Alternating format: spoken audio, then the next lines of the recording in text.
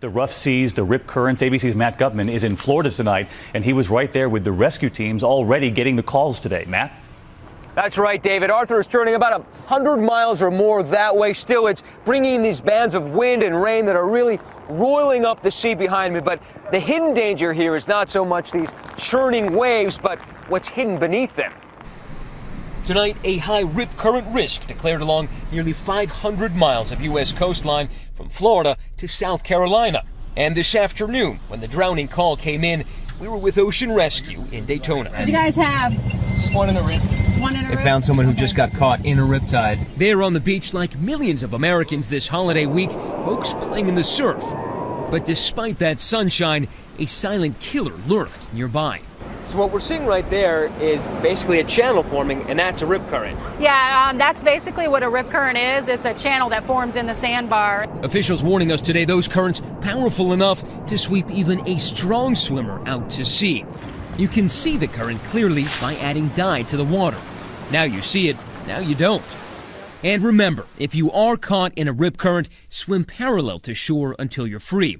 But the surf and current too much for these 5 girls yesterday, paddleboarding off Fort Pierce, Florida, getting slammed into these rocks.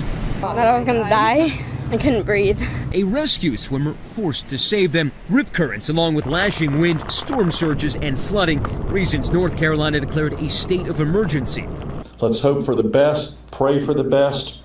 Again, don't put your stupid hat on. Let's be smart. David, I want to show you something you can't see with the naked eye.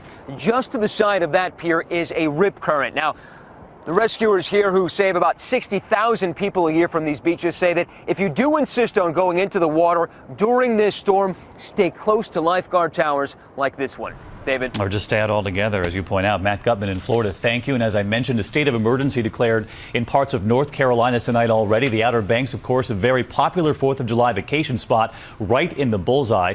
ABC's David Curley live on Curry Beach tonight with more on those mandatory evacuations already underway. David? David, the first one ordered for Cape Hatteras, and this is the entire coastline that is under a hurricane warning tonight. And it could not come at a worse time, a holiday weekend, and the businesses here along these beaches depend on these weekends for a lot of their money. So far, no mass exodus. The storm expected to hit Thursday night into Friday morning, but still, people are canceling.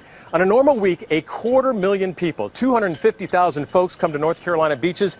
Businesses here expecting about a 25% hit. But as you just heard, the governor said, don't put on your stupid hat. Be smart. Safety comes first. That's the message tonight here in North Carolina, David. Well said by the governor. And David Curley, our thanks to you.